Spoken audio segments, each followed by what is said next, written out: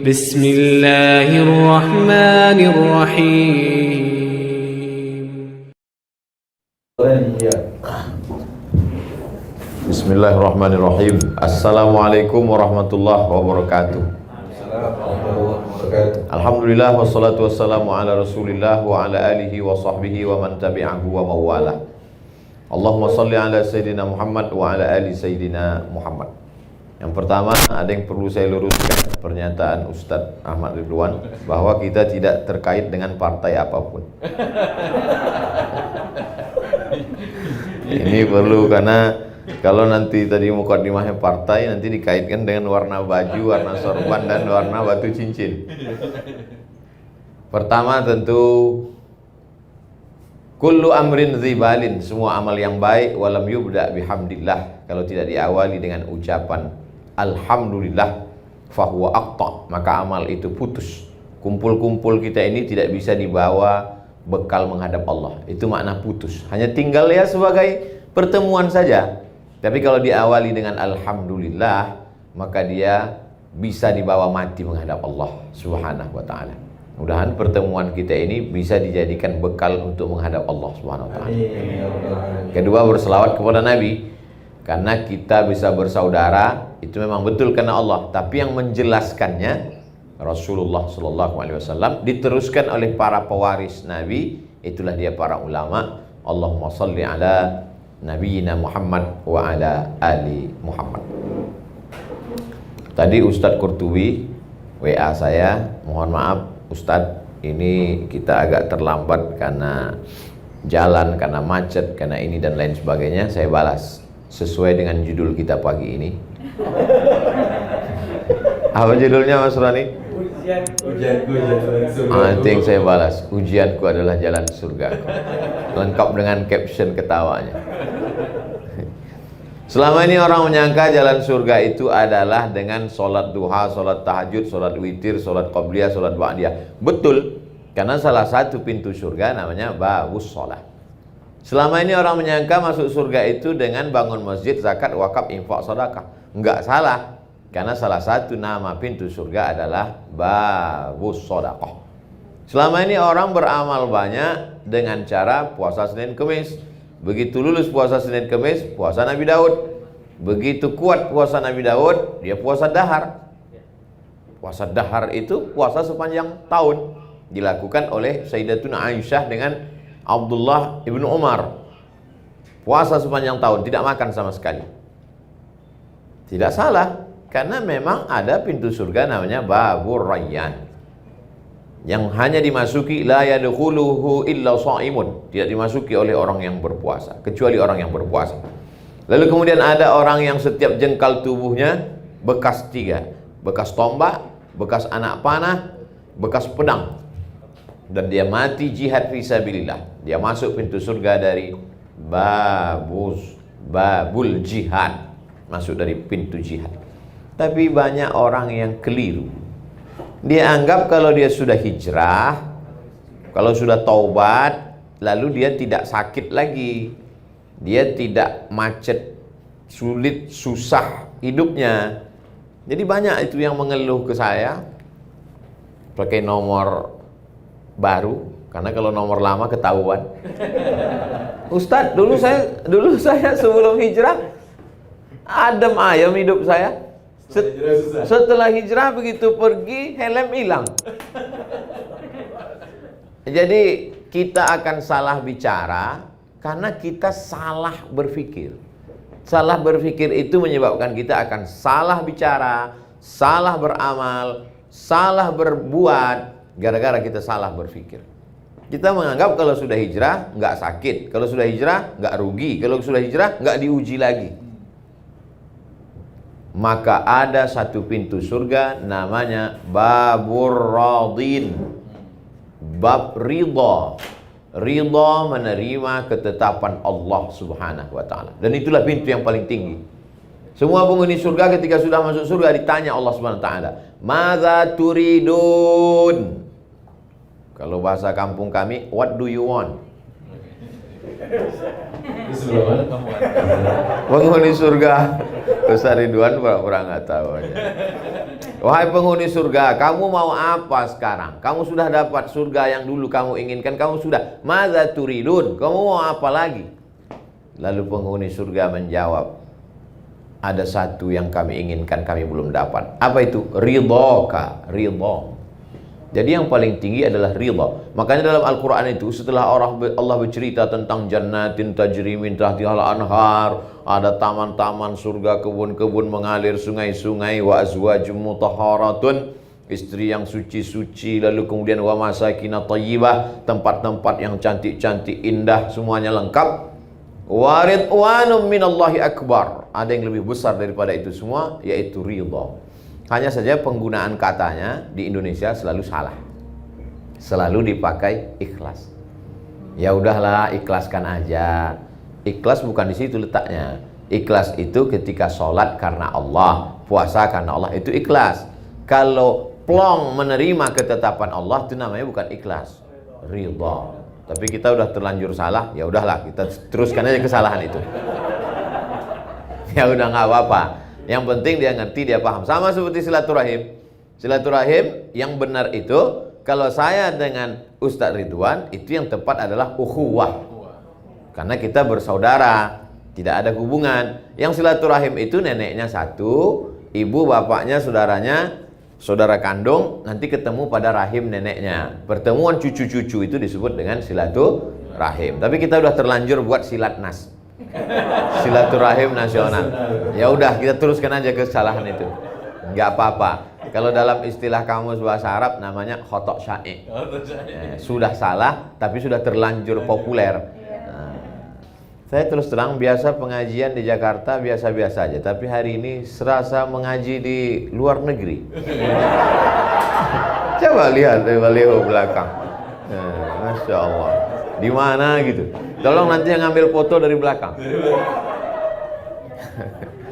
Jadi ada satu yang paling tinggi adalah ridha menerima ketetapan Allah. Tapi saya tidak ingin pengajian ini dipotong. Saya tidak ingin setelah kajian ini komunitas Mas Roni, komunitas Pak Arman, komunitas kita semua, jamaah Ustadz Ridwan yang menonton ini tiba-tiba pas nanti evaluasi, gimana program-program bisnis kita ke depan? Ya udahlah, kita ridho aja. Bukan itu makna ridho. Kita punya motor, motornya dibawa kajian, sampai di tempat kajian diparkir, lalu kemudian stangnya dikunci, ban depannya diikat pakai rantai besi, ban belakangnya juga diikat ke pohon pinang, pohon palem.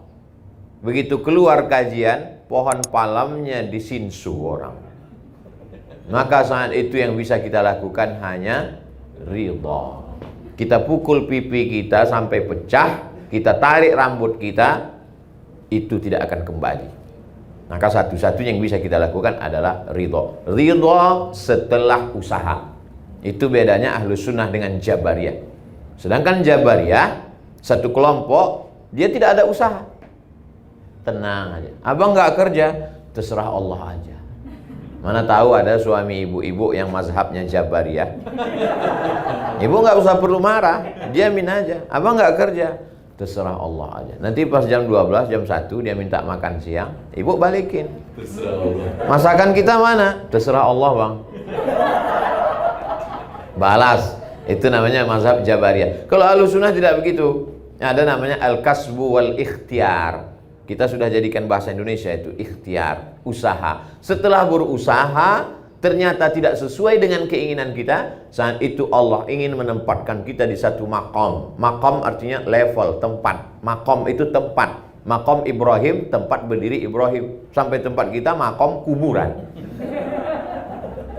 Maqaman mahmuda. Kalau kamu tahajud di waktu malam, asa ayyab'asaka rabbuka maqaman mahmuda. Allah akan tempatkan engkau di tempat yang terpuji. Maqam artinya tempat. Level kita tinggi, namanya maqam ridha, menerima ketetapan Allah Subhanahu wa ta'ala.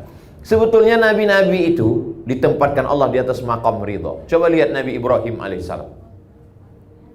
diuji menghadapi ayah kandung Azar. Kalau menghadapi Abu Lahab, Abu Jahal, dan abu-abu lainnya, tak perlu disebut, nanti makin populer. itu biasa. Tapi menghadapi Abi, kalau menghadapi Abu biasa. Tapi kalau menghadapi Abi, bapakku sendiri, maka itu makamnya tinggi. Dan Ibrahim ridho menerima itu. Apakah ridhonya dia menerima makam Abi itu lalu dia berhenti berdakwah? Tidak. Ibrahim tidak berhenti berdakwah. La illam tantahi, kalau kau tidak berhenti mendakwahi aku, hai Ibrahim, la arjumannaka, ku lempar kau pakai batu sampai mati. Wahjurni maliya, tinggalkan aku untuk waktu yang lama. Apa jawab Ibrahim? Salamun alaika, selamat untukmu wahai ayah. Sa'astaghfiru laka rabbi, aku tetap mintakan ampun untukmu kepada Allah. Innahu kana bi hafiyya, Allah selalu mengabulkan doa-doaku. Jadi sekarang baru hijrah, udah kelahi dengan orang tua. Ya Allah. Baru hijrah. Saya kemarin Pak Ustadz, melihat bapak saya nggak sholat, saya masukkan ke neraka 2 kali. Gimana kau ini? Al-adab fawqal ilmi. Adab di atas ilmu. Mungkin bahasanya bahasa kamu, tapi yang menyampaikan Ustadz Ridwan. Apa salahnya video Ustadz Ridwan yang disampaikan? Bapak-bapak, ibu, saudara sekalian, kita boleh kaya hari ini, tapi kalau kita mati semuanya tinggal. Yang kita bawa adalah sholat. Inna awala muhasabu fil abdu yaumal qiyamati sholatuhu. Yang pertama kali dihisab adalah sholatnya.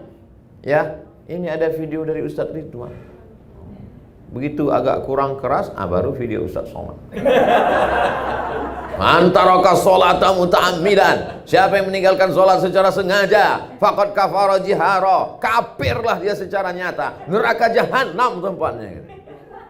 Siapa ini Ustadz nih kalau ceramah marah-marah terus? Nah, jadi ada satu makam berhadapan. Ini penyakit orang hijrah. Sesudah hijrah, dimasukkannya semua orang di sekeliling dia masuk neraka. Betapa tidak adilnya Allah kalau neraka surga yang seluas langit dan bumi.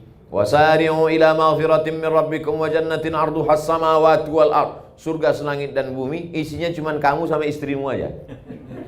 Bapakmu masuk neraka, ibumu masuk neraka, mertuamu masuk neraka, tetanggamu masuk neraka. Sunyi sekali surga itu. Justru musuh-musuh kita itu kita ajak masuk surga semua. Semua haters saya ajak masuk surga. Kalau nggak ada lo nggak rame haters. Dunia ini menjadi indah karena kau ada. Sudah banyak orang melupakan aku, tapi karena sering kau serang mereka jadi ingat lagi. Jadi itu makam yang pertama, makam menghadapi orang di sekitar kita yang belum mendapat hidayah. Justru kalau mereka dapat hidayah, doa kita kurang khusyuk. Mungkin tasbih kita cuma 3 kali, subhanarabbiyal a'la wa bihamdi, subhanarabbiyal a'la wa bihamdi, subhanarabbiyal a'la wa bihamdi. Tapi begitu mereka belum dapat hidayah, ya Allah, ibuku belum pakai hijab, ya Allah, kepalanya sudah berhijab tapi roknya masih pendek. Itu yang membuat kita, sulitkah bagi Allah membuat saudara kita itu dapat hidayah? Innama amruhu iza arada syai'an ayaqula lahu kun. Allah cuma ingin melihat tetesan air mata kita di tengah malam. Cuma itu yang dilihat Allah Subhanahu wa taala. Allah ingin melihat rumah kita itu berkelap-kelip lampu di tengah malam. Tengah malam malaikat melihat. Malaikat saling bercengkrama di langit. Kata malaikat kepada malaikat yang lain, "Itu rumah kok menyala?" "Iya, dia masih doa malam ini." "Besok malam kok menyala?" "Iya, masih doa." "Kok nggak nyala lagi?" "Udah dapat." Jadi nggak doa lagi dia. Ternyata belum dapat hidup. Inilah manusia ini. Makam yang pertama, makam menghadapi orang di sekeliling. Makam berikutnya, apa yang dialami oleh Nabi Ibrahim alaihissalam? Rabbi habli minas salihin, Rabbi habli minas salihin, Rabbi habli minas salihin. 86 tahun sampai buka franchise. Paham maksudnya? Menikah dengan Hajar. Yang ini jangan diikut, Pak. Karena bapak-bapak ini pandai mengalihkan ceramah saya. Ternyata Allah mau tunjukkan kuasanya. Setelah umur Ishak 13 tahun, 86 tahun umur Ibrahim, lahir Ishak. 86 tambah 13, 99 tahun umur Ibrahim, baru lahir Ishak. Umur 86 tahun Ibrahim, lahir Ismail. Setelah umur Ismail 13 tahun, 13 tambah 86, 99 tahun umur Ibrahim, baru lahir Ishak. Bahasa Arab Yidhak, bahasa Ibrani Yitzhak. Idhak artinya ketawa. Ketawa Ibrahim saking lucunya perbuatan Allah terhadap dirinya. Semua orang mengatakan istrinya mandul. Sarah mandul, nggak akan punya anak. 13 tahun setelah punya anak dari Hajar, baru Allah kirimkan. Allah cuma ingin berkata, aku mudah untuk melakukan itu. Kalau sesuatu yang biasa, kau tidak nabi. Biasa saja. Tapi ini yang luar biasa. Pak Ustadz, saking beratnya hidup ini, kalau gitu saya nggak usah yang luar biasa lah. Masuk surganya nggak usah VVIP lah, kaki 5 aja nggak apa-apa Pak Ustadz. Emang hidup bisa request? Enak betul kalau hidup request. Hidup ini bukan kata kita, hidup ini kata Allah. Kita tidak bisa minta apapun. Kita ini seperti kal mayyit baina man yaghsiluhu, seperti mayat yang dimandikan orang yang sedang memandikan jenazah. Coba lihat memandikan jenazah. Bagi yang sudah pernah memandikan jenazah, alhamdulillah. Bagi yang belum, mudah-mudahan nanti sore ada yang meninggal, praktek. Tangannya dibelok kanan, hidungnya ditusuk pakai kapas, nggak ngelawan. Begitulah kita di antara takdir permainan Allah Subhanahu wa taala. Ibrahim merasakan itu. Akhirnya apa yang terjadi? Allah Ta'ala ingin Ibrahim berada pada maqam level ridha. Tapi ridha dia tidak membuat dia tidak berusaha. Ridha dia tidak membuat dia tidak berdoa. Dia tetap berdoa. Dia tidak pernah berhenti berdoa. Rabbi habli minas salihin, Rabbi habli minas salihin. Nabi Zakaria, Rabbi habli min ladunka dzurriyyatan thayyibah. Nabi-nabi berdoa. Ini baru hijrah 2 hari, enggak mau berdoa lagi. Kau enggak berdoa? Terserah Allah aja Ustaz. Siapa ente enggak berdoa? Kenapa ente enggak berdoa lagi? Enggak diterima-terima Pak Ustaz, enggak kabul-kabul Pak Ustaz. Nabi Muhammad sallallahu alaihi wasallam sampai di kota Madinah ngadap ke Baitul Maqdis. Orang Yahudi ngejek. Tuh. Masa dia sholat ngadap ke tempat ibadah kita di Palestina? Kenapa enggak ngadap ke Ka'bah? Allah mau nguji Nabi. Akhirnya mata Nabi mendongak ke atas. Apa kata Allah? Qad nara taqalluba wajhika fis sama'. Kami lihat wajahmu menghadap ke langit. Falanuwalliyannaka qiblatan tardaha. Kami akan menghadapkan arah kiblat sesuai yang kau inginkan. Turunlah ayat di bulan Sya'ban. Fawalli wajhaka syatral masjidil haram. Hadapkanlah wajahmu ke arah Masjidil Haram. Berapa lama Nabi menghadapi ejekan, cacian, makian, bully dari haters Yahudi itu? 17 bulan. 17 bulan, 16 sampai 17 bulan dicaci maki. Barulah pindah arah solat ke arah kiblat Ka'bah Al-Musyarrafah di Makkah Al-Mukarramah. Ada ujian. Padahal kalau mau, Nabi Muhammad itu tinggal berdoa. Wala saufa yu'tika rabbuka fatarda. Apapun yang kau mau ku kasih ya Muhammad. Tapi bukan masalahnya kemauan kita, tapi kemauan Allah Subhanahu wa taala. Kesalahan orang hijrah selalu memaksa Allah untuk mengikut keinginan dia. Dianggapnya Allah itu tukang legalisir. Dia mau, kita mau fotokopi ini diakui oleh dinas pendidikan. Karena kita mau fotokopi ini diakui dinas pendidikan, kita bawa ke kepala sekolah supaya dilegalisir. Kita anggap Allah tukang legalisir. Kita mau, lalu kita paksa Allah ingin mengikuti kemauan kita. Ketika Allah tidak mengikuti kemauan kita, kita katakan, tak bermakna hijrahku. Hijrah apa hijrahmu? Ini penting memahami pemahaman yang benar. Hijrah adalah ketika Ibrahim berkata, Hanifan musliman wa ma ana minal musyrikin. Hanifan condong kepada Allah. Selama ini condongnya kepada ayah, selama ini condongnya kepada anak, selama ini condongnya kepada harta, selama ini condong itu apa sih Pak Ustadz? Miring. Miring itu apa sih Pak Ustadz?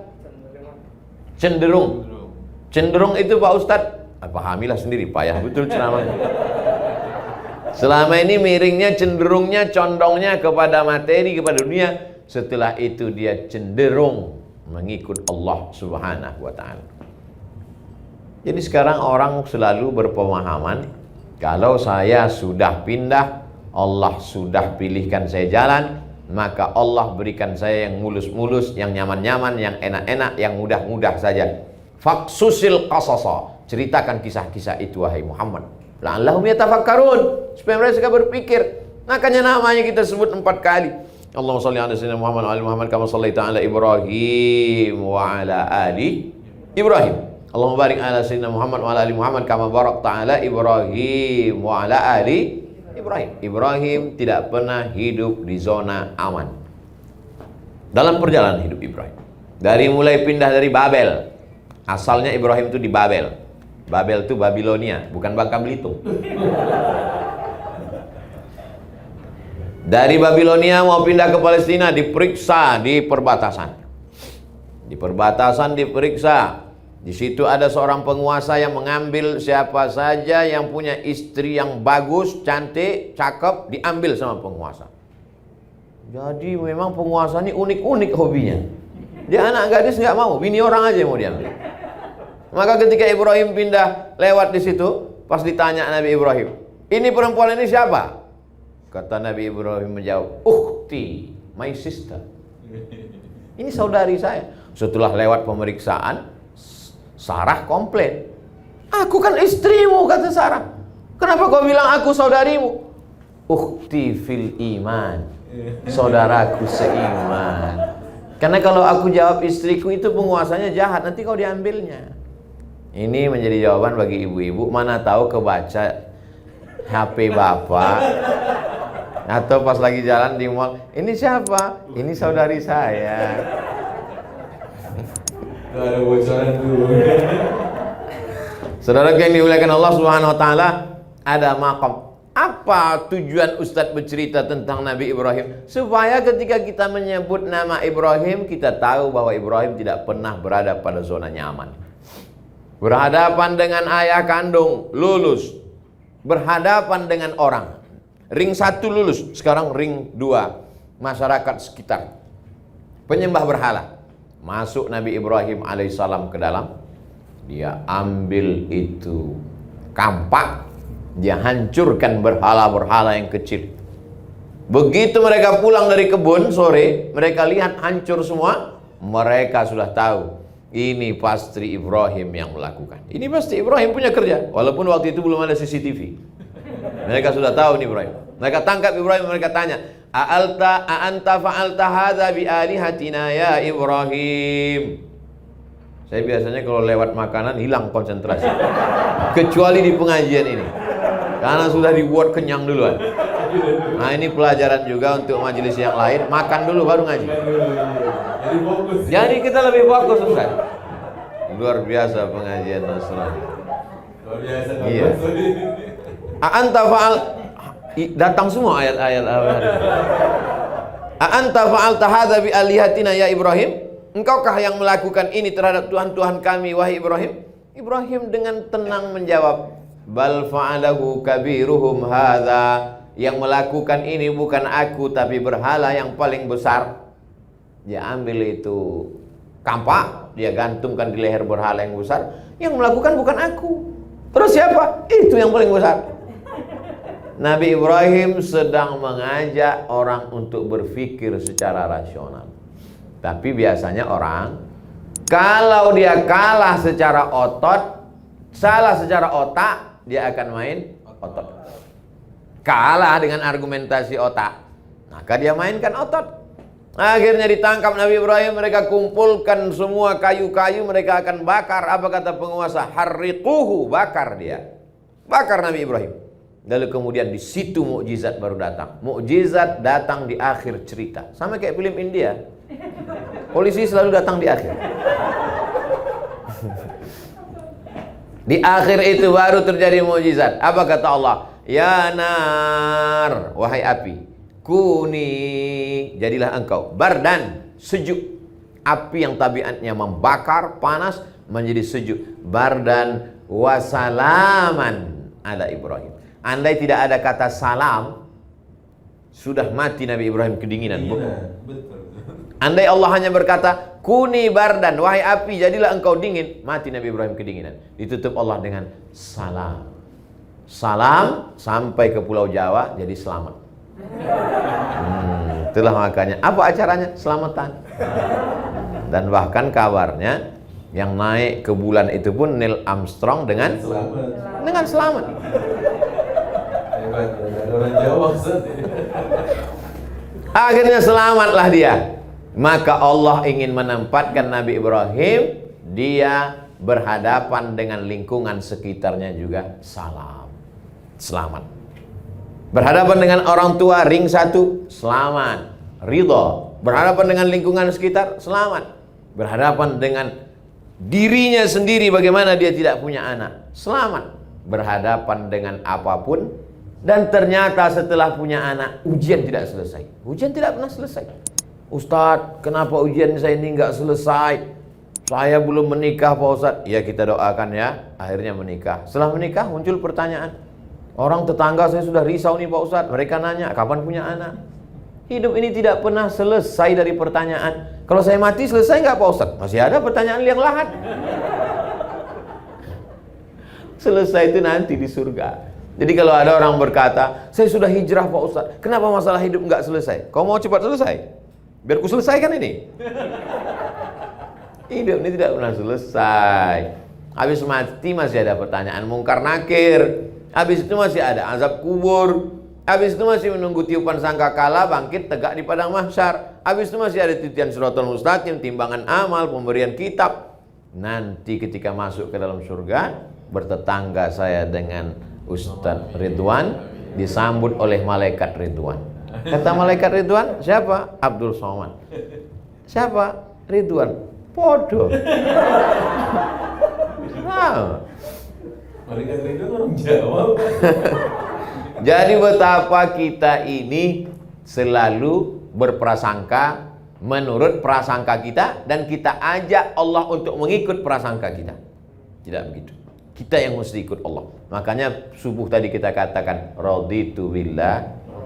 Aku yang ridho menerima engkau ya Allah. Setelah aku ridho, aku berharap engkau juga ridho menerima aku.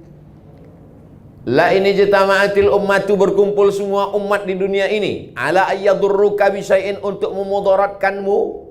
Berkumpul semua orang di dunia ini untuk mematikanmu. Lan yadurruka, mereka tidak akan mampu memudaratkanmu illa qad kataballahu alaik, kecuali sudah ditetapkan Allah Subhanahu wa taala. Berkumpul ikatan dukun internasional. Dari mulai David Copperfield sampai semua-semuanya yang lokal. Saya tidak sebutkan nama-nama yang lokal, saya takut mereka semuanya aliansi dukun se-Indonesia melaporkan saya ke Mabes.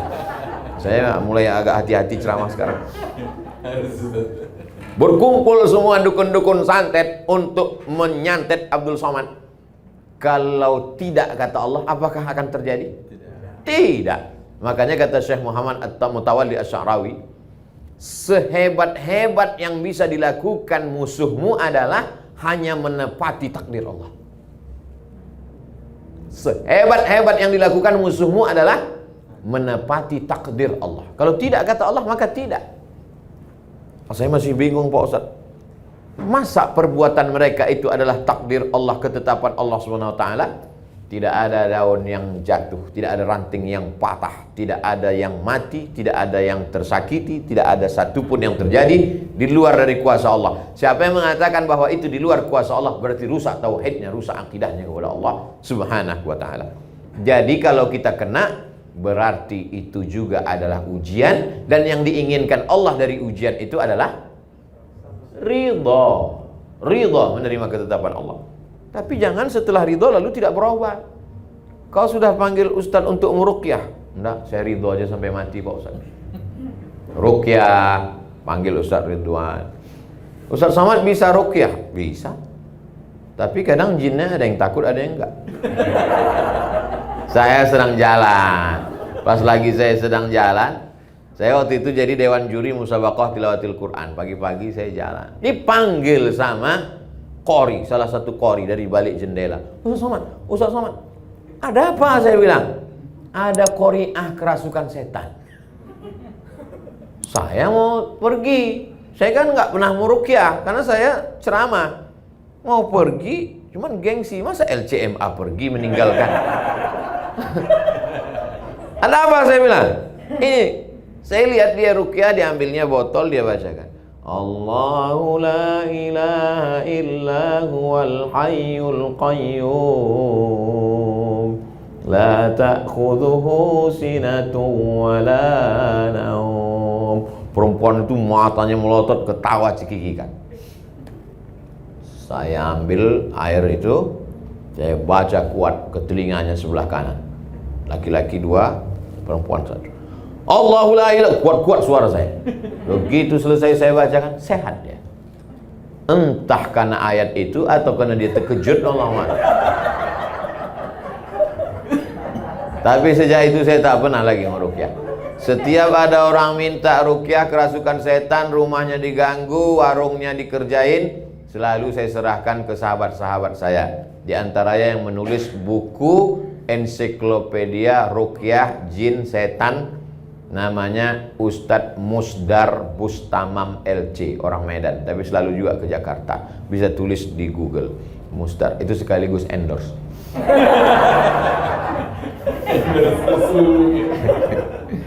Kemarin dia mau WA saya diminta memberikan kata pengantar buku dia yang terbaru tentang jin. Saya bilang saya sudah beberapa kali mengendorse buku antum. Supaya buku ini lebih menarik, bagusnya minta endorse sama jin Ifrit. Tapi dia tetap minta juga. Tadi dalam perjalanan dari airport kemari, saya sempat tuliskan endorse. Saya tulis di situ cerita panjang bahwa dulu ketika tinggal di Kairo, dia tinggal di asrama, ada isu salah seorang anak Indonesia bisa memperlihatkan tuyul. Ada anak Indonesia bisa memperlihatkan tuyul. Korbannya sudah 17 orang. Ternyata prank. Jadi si Anu ini ustadz juga sekarang, cuman saya nggak sebutkan namanya untuk menjaga nama baiknya. Jadi diisukan dia bisa memperlihatkan tuyul. Siapa yang masuk ke kamar dia bisa ngelihat tuyul. Kalau masuk ke kamar dia, dimatikan lampu, dihidupkannya lilin. Bawa piring. Lalu piring itu diletakkan di atas lilin. Setelah itu piringnya dibalik, dibacakannya mantra-mantra, lalu diusapkan ke muka. Walhamdulillahirabbil alamin. Setelah itu dihidupkan lampu. Tuk, mana tuyulnya? Ah, tengok ke kaca. Kan hitam kan? Kan tadi piringnya diletakkan di lilin. Kan hitam. Setelah itu alhamdulillahirabbil alamin, habis itu hidupkan lampu. Mana tuyulnya? Ah, kau tengoklah ke kaca. Ah, itulah tuyulnya. Korban yang pertama tidak mau bercerita sebelum dapat korban berikutnya. Akhirnya korbannya 17 orang. Dan 17 orang itu ada datanya. Ustadz-ustadz besar sekarang. Tentu tidak kita sebutkan korban-korban. Dan ada pula korbannya itu mahasiswa Afrika. Mahasiswa Afrika agak sulit sedikit. Karena ketika dilihat nggak berpengaruh warna arang itu. Saya cuma ingin mau menceritakan bahwa kalau sudah cerita masalah jin, tuyul, nyi blorong, sundil bolong, santet, sulit orang untuk tidak percaya. Itu ada. Kalau tidak ada yang namanya santet itu, tidak akan mungkin dalam Quran ada satu surat namanya surat Al-Falaq.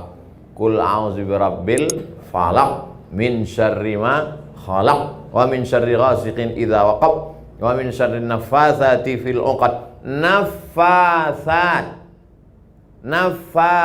nafasa, meniup-niup dengan sedikit air liur. Nafasa yang fusu. Fil uqad, pada simpulan tali. Perempuan yang suka meniup-niup pada simpulan tali. Jadi kalau dia benci sama ibu, sama bapak, diambil rambut ibu, rambut bapak, lalu diikat di simpulan tali, lalu di simpulan tali itu ditiup-tiup. Kenapa disebut perempuan? Karena memang biasanya tukang sihir itu perempuan. Makanya ada istilah nenek. Nenek sihir nggak laki-laki, perempuan. Yang banyak tukang sihir laki-laki dalam film Harry Potter. Ada laki-laki, tapi umumnya perempuan tukang sihir. Sihir itu ada, tapi kita diajarkan untuk melindungi diri. Makanya baca maksurat, diambil dari kata asar. Doa-doa berdasarkan Quran dan Sunnah. Baca habis subuh, baca habis maghrib, pembuka hari pagi, pembuka malam habis maghrib. Gak bisa habis maghrib, habis isya. Gak bisa habis isya, mau tidur malam, Al-Fatihah sekali, Qul huwallah 3 kali, Qul a'udzu falaq sekali, Qul binas sekali, ayat kursi sekali, tiup telapak tangan. Itu maksurat yang paling pendek. Yang paling panjang baca buku maksurat, tiupkan telapak tangan, hembuskan ke wajah, ke kepala. Tanam di rumah pohon sidir. Beli pohon sidir, pohon bidara, sidir. Pohon sidir ditanam. Ustaz ada tanam? Ada. Kalau terjadi sesuatu, ambil 7 helai, ditumbuk pakai batu atau digosok, dimasukkan ke air, dibacakan ayat-ayat ruqyah, ditiupkan, disiramkan. Ini semua. Itu menunjukkan bahwa gangguan jin, setan, hantu ada. Lain padang, lain belalang, lain lubuk, lain ikannya. Lain tempat, lain namanya. Di sini, lain namanya. Di sana, lain namanya. Kalau yang tinggi besar, begu ganjang namanya. Kalau yang pendek, tuyul. Kalau yang nggak bisa jalan, suster ngesot. Itu semua jin, hantu setan. Kalau tidak ada santet itu, tidak akan mungkin ada. Orang barat yang tidak percaya kepada dunia magic pun percaya. Buktinya ada, black magic. Black magic bukan berarti ada white magic. Itu menunjukkan bahwa sihir ada. Dan kita disuruh minta perlindungan Allah SWT. Mungkin doa kita sama, tapi hati kita tak sama. Hati kita kotor. Maka minta perlindungan dari para ustadz. Minta nomor-nomor dari Ustadz Ridwan. Siapa yang spesialisasi di bidang ruqyah, di bidang doa. Kalau ada sahabat yang sakit, apakah Nabi itu semuanya hanya bekal ruqyah doa saja? Tidak. Nabi menyuruh sahabat berdoa kepada Haris bin Kaldah. Haris bin Kaldah itu adalah seorang alumni dari Jandi Sabur Persia. Siapa dia? Dokter. Jadi kalau hari ini ada orang tidak mau berobat ke dokter, kamu gak ke dokter? Gak Pak Ustaz, bid'ah wa kullu bid'atin dhalalah. Berobat ke dokter. Nabi juga menganjurkan obat herbal. Mana contoh hadis tentang herbal? Alaikum bisyifa ini, hendaklah kamu berobat dengan 2, al-asal wal Quran. Asal, madu, Al-Quran.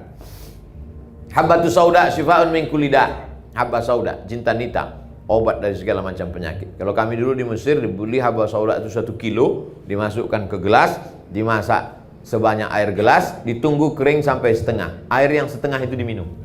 Nah sekarang tidak perlu lagi, sudah ada kapsul, sudah ada disuling minyak, sudah ada macam-macam, maka bubuk sudah ada, maka kita tinggal berobat. Semua cara. Sudah makan herbal, madu, habba sauda, sudah pakai kostul indik, sudah pakai doa ruqyah, minta pada kiai guru habib, sudah juga. Sebetulnya apa yang diinginkan Allah? Baru kita paham. Allah cuma ingin kita dapat pahala berusaha berobat, dan Allah ingin kita mendapat pahala yang lebih tinggi daripada mati syahid, lebih tinggi daripada haji mabrur, lebih tinggi daripada jihad, yaitu pahala ridho, menerima ketetapan Allah Subhanahu wa taala. Saya tidak tahu sholat subuh tadi saya diterima Allah apa tidak. Saya tidak tahu haji saya itu diterima Allah jadi haji mabrur apa tidak. Saya tidak tahu apakah sedekah saya itu ikhlas atau tidak. Tapi saya tahu bahwa saya diridhoi Allah atau tidak. Begitu kata Imam Al-Qushairi dalam kitab Ar-Risalah Al-Qushairiyah. Sahabat-sahabatnya yang mendengar heran.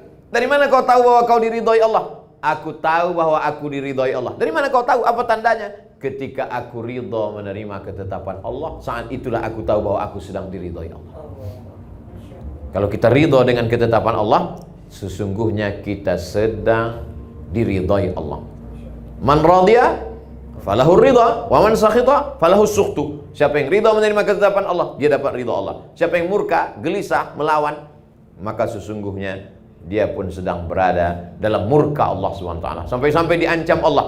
Man lam yartadha biqada'i, siapa yang tidak ridha menerima takdirku, walam yasbir bi bala'i, tidak sabar menerima ketetapanku, falyatlub rabban siwaya, carilah Tuhan selain aku. Ancaman yang luar biasa. Mau nyari Tuhan kemana lagi? Kita berkata tiap hari, asyhadu alla ilaha illallah. Mau cari Tuhan selain dia, la syarikalah, tiada sekutu. Makanya puncak tertinggi adalah ridho. Tapi yang enak itu ceramah tentang ridho. Pas ketika berhadapan, ayatnya hilang, hadisnya terbang. Lalu siapa yang menasihati Abdul Somad? Ustadz Ridwan. Makanya ada watawasau bil haq, saling menasehati. Saya juga punya perjalanan hidup yang luar biasa, macam-macam yang saya hadapi. Sebagiannya terekspos Bapak Ibu baca ikuti, sebagiannya saya rasakan sendiri. Mengadunya kemana? Kepada Allah Subhanahu wa ta'ala. Kalau sudah tidak ada lagi manusia ini yang bersedia untuk mendengar kita, berbisiklah ke tanah, makhluk langit akan mengaminkan doa-doa. Bukan dapat saya dari hadis, dari grup WhatsApp. Berbisiklah ke tanah supaya makhluk-makhluk langit mengaminkan doa-doa. Yastaghfir lahu man fis samawati wal ard. Ada makhluk langit yang memintakan ampunan kepada engkau, kepada Allah untuk engkau. Dan begitu juga dengan makhluk bumi. Untuk siapa? Untuk orang yang ridha, kemudian ridhonya itu menjadi inspirasi dan dia mengajarkan kebaikan buat orang banyak.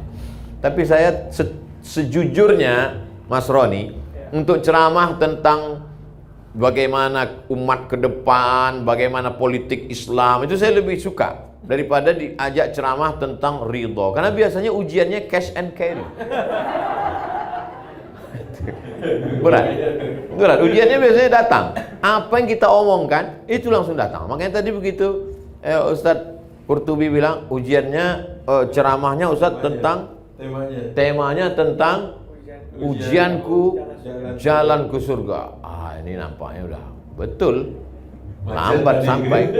Tapi kalau saya katakan ujian Ustadz Somad ke tempat acara ini adalah macet, ujian kami lebih besar Pak Ustadz. Kenapa? Nunggu Ustadz sampai jam 11. Dalam undangan jam 9. Ustadz datang jam 11. Lebih hebat ujian kami.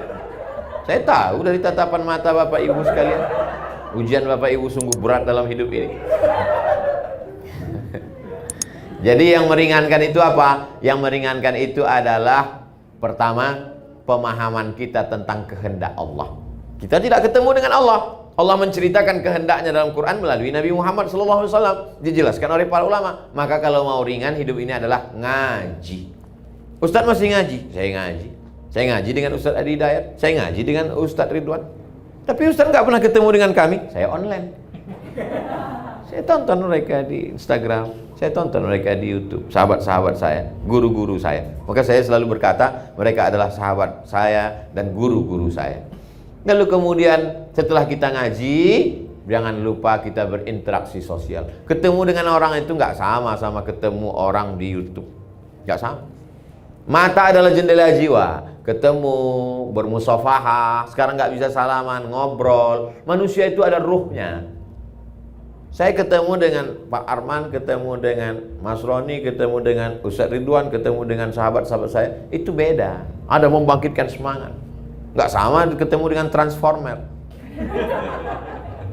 Ada ruh. Al-arwah junudun mujannadah. Ruh ini seperti pasukan bala tentara. Ruh. Ketika ketemu, itu ruh saling menguatkan. Apalagi ada ruh itu yang kuat.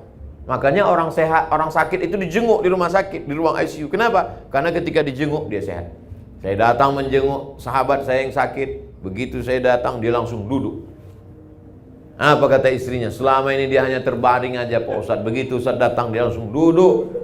Pas saya keluar dia antarnya ke ruang tamu. Heran satu rumah, gak pernah dia ke ruang tamu sudah sebulan terbaring. Bangkit semangat hidup. Makanya kita kalau menjenguk orang sakit gak usah terlalu jujur. Ini orang sakit gimana? Nampaknya udah nggak sampai hari Jumat nih. Kamis sore udah selesai. Kita bangkitkan semangat. Ustadz Somad, iya Pak. Gimana menurut Ustadz saya ini? Kenapa Pak? Divonis dokter saya katanya meninggal. Dokter itu lebih dulu meninggal Pak. Allah Maha Kuasa. Bangkitkan semangat hidupnya. Maka ini penting. Hablum minallah dan hablum minannas. Bagaimana kita mau ketemu Allah? Bagaimana kita jumpa sama Allah? Bagaimana kita tahu kemauan Allah? Allah sudah ceritakan kemauannya dalam Quran dan Sunnah, dijelaskan oleh Nabi Muhammad SAW. Nabi sudah meninggal. Al ulama warasatul anbiya. Maka tadi saya nanya, pengajian komunitas ini masih ada Mas Roni? Masih Ustadz, tapi karena kita pandemi nggak bisa, online mesti dibuat. Ustadz Ron, Ustadz kita, maka ini semua. Karena kalau tidak, kita akan putus kontak dengan Allah Subhanahu wa Ta'ala. Setelah kita tahu kemauan Allah, maka jangan sampai putus kontak dengan Allah melalui zikir. Wa ana ma'ahu idza dzakarani. Aku selamanya bersama dia selama dia mengingat aku. Fadhkuruni adzkurkum. Sebutlah aku, ingatlah aku, maka aku pun akan mengingatmu, aku pun akan menyebutmu. Tadi sedang makan, masuk WA dari Sudan. Aku mimpi Ustadz sudah 3 kali dalam bulan ini. Laki-laki bukan perempuan. Perlu dipertegas kalau sekarang ini. Aku mimpi Ustadz sudah 3 kali dalam bulan ini. Nama dia beberapa hari ini kami sebut karena ada kawan yang mau daftar S3 ke Sudan. Namanya disebut di Pekanbaru, disebut di Jakarta, bahkan tadi sampai di airport masih saya sebut namanya. Maka connect, ternyata ruh orang beriman selalu. Kalau manusia saja disebut namanya, connect dan mimpi dia di sana, Allah Subhanahu wa Ta'ala yang lebih dekat. Kita sebut dia, minta kepada Allah, sujud, memohon kepada Allah Subhanahu wa Ta'ala. Yang curhat kepada manusia, curhat kepada dia, direkamnya, dijadikan vlog, diuploadnya ke IG. Habis kita di komen orang.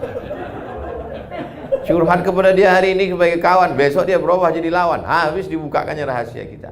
Curhat kepada Allah Subhanahu wa Ta'ala. Curhat kepada Ustadz, boleh, Ustadz Ridwan, jangan ke saya. Itu menambah masalah saya aja. Saya mulai tadi jam 11 kurang 10, sekarang sudah jam 12 kurang 20. Itulah 50 menit kebersamaan kita. Puncaknya adalah Allah ingin kita masuk surga melalui satu pintu yang belum ditempuh oleh orang lain. Dari pintu solat kita insya Allah akan masuk dari sana karena solat kita. Amin. Masuk dari pintu sedekah kita akan masuk dari sana karena sedekah kita. Masuk dari pintu satu ini tak banyak orang yang bisa, dan Allah ingin kita masuk dari pintu itu, pintu ridha, menerima ketetapan Allah dengan tetap berusaha menurut Ahlus Sunnah wal Jamaah. Terima kasih. Selanjutnya saya kembalikan ke Al-Mukarram Ustadz Ridwan, Mas Roni. Wassalamualaikum warahmatullahi wabarakatuh.